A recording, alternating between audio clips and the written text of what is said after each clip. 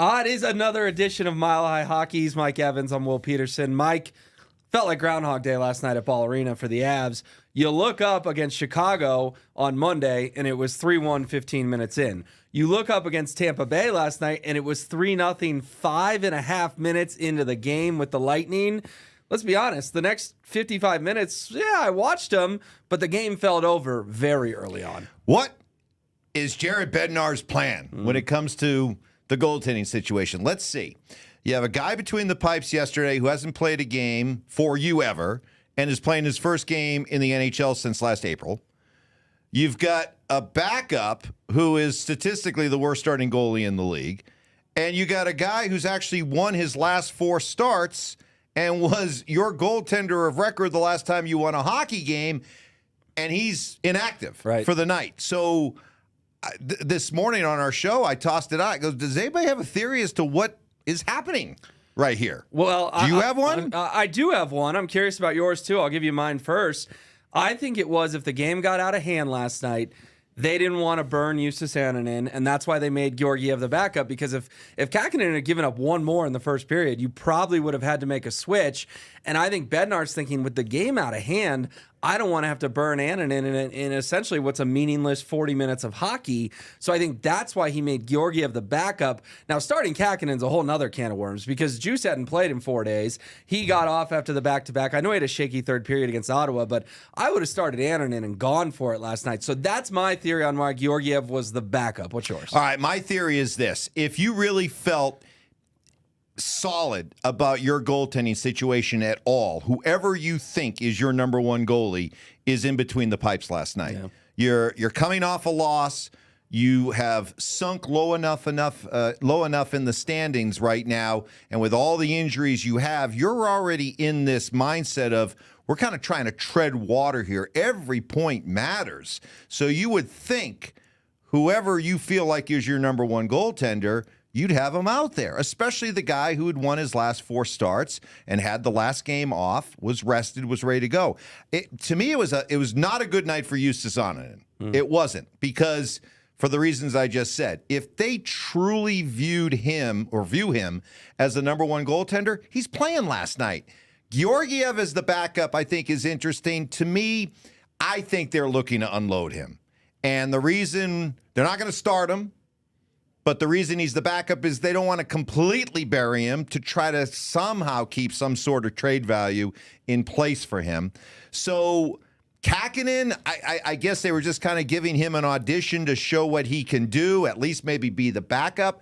But what happened last night against Tampa will only strengthens my belief that whoever's going to be the goaltender for this team come playoff time is not on this roster. No, it's a good theory, one I hadn't considered, that maybe Justus Annunen, by being the third stringer last night, it wasn't about rest like I thought.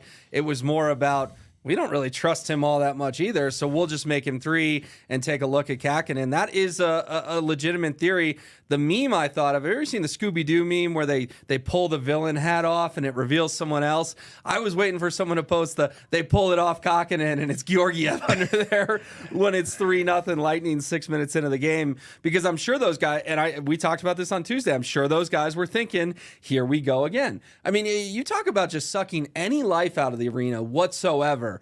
Can you imagine, and I'm sure there's people out there that spent several $100s on tickets last night, that's the only game all season they're going to go to, and they're still getting a refreshment in the concourse, and they get to their seat and it's down 3-0. You talk about literally lighting money on fire. The Avalanche let the fans down last night. They did. Well, but in both cases, against Chicago, against Tampa, they were down, but there was still a lot of time left for this team to come back. But not with this lineup. Not with this lineup. And that's the thing. And boy, there is just a sense right now when it comes to the Avalanche. I used the term earlier. This team, you just got to hope they can tread water. And you just have to hope that they can hang in there and get guys back. Good news, it looks like Arturi Lekkonen's going to be back next Tuesday. Yep, against Jared the Kraken. Bednar making that statement, which is good. But, boy, when you're talking about Ross Colton now is out weeks. Miles Wood is going to be out for the next 7 to 10 days. Lekkonen's been out. Val is still working himself back. They got to stop, by the way. Whenever we talk about who the Avalanche are missing, don't put Gabe Landeskog on that list. That's kind of, I think, misleading to fans and stuff. He hasn't played in over 2 years. To say he's on your injured list and you're he's one of the guys that are supposed to be coming back that you're counting on, you can't include Gabe in that. But that was just a little tangent I needed to go down. But no, they are Jonathan Drouin's out. Drouin's played one game all year. Let's face it, they just have to hang in there and hope that they don't get buried so that when everybody comes back, they can make a legitimate run at this thing. Yeah, Devontae's missed 4 games as well. I think, too, the 5-game winning streak obviously, in a sense, saved the season, right? Because they're back under 500. They're 5-6. I mean, Mike, if you go 2-3 in those 5 games, we're talking about a 2-9 team. That might be too big of a hole to dig out of, but to bring this full circle, the 5-game winning streak was on the back of Justus Annunen. So I got a lot on social media last night when I was going after Kahkonen after his slow start of like, well, they were never going to win this game. Well, are you going to say the same thing on Saturday in Nashville? Like, it's not going to get fixed magically overnight. The lineup you played last night is very closely going to mirror the lineup you play on Saturday, other than the goaltender. So I don't like that logic of, well, it didn't matter anyways. Well, at some point they start to matter. At some point the hole is going to be too big to dig out. Well, if we're saying they got to tread water, that means you got to find a way to just stay above. And that means you're going to have to carve out some wins somehow. And it's going to have to become a healthy mix of defense, timely goals, hardworking goals, and solid enough goaltending. But to just say going into every game, well, I told you they were going to lose to Tampa. Look, we got everybody out right now. Well, okay, you're going to do that for the next 5, 7, 10 games? Right. Because I'll tell you what, historically speaking, by the time you get to Thanksgiving, usually that is a great barometer. Like the teams that are in those playoff spots by Thanksgiving traditionally will upwards of 75% of those teams that are already in that playoff spot, those are the teams that end up making the playoffs. Right. And so if you're not really kind of solidified with a playoff spot by Thanksgiving, you got a lot of climbing to do and a lot of teams to jump over. And just to assume that Lehkonen and Nichushkin are going to magically fix this, I think is a little scary as well. I mean, Drouin hopefully as well. Yeah, those are 3 big additions, but we just can't imagine those guys are going to come in and be themselves right away. And that's another thing that scares me about this attitude of woe is me. It's and I'm not saying the players have it, but a lot of the fan base is starting to have it, and that again just concerns me a little bit. Well, here would be my message to those fans, okay? Check the woe is me attitude and understand this.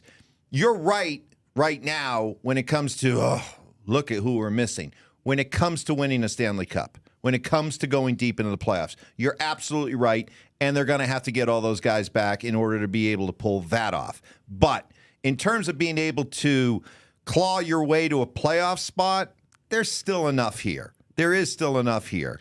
And even with some of the guys missing, you're going to be getting enough guys back here soon that this team should be able to claw their way to a playoff spot. So let's stop with the woe is me and maybe start to ask a little bit more of the guys that are still out there wearing the sweater and playing. I totally agree. And guess what, Mike? You and I both know this team could be the second wild card. If they get everyone back, they could still win the Stanley Cup. Yeah, exactly. That's the point. I don't care where they finish. I do not. They could be 8th. They could be 2nd. They could be 7th. They could be 1st. I don't care. If you're going to tell me that this team is going to be relatively whole and a sense of stable goaltending, not even great goaltending, stable goaltending going into the playoffs, I'll take my chances with them against anybody. Still more questions than answers, but Mike and I remain optimistic about March and April, maybe not about the month of November, but just tread water. That's the theme of the day. Tread water. Tread water, baby.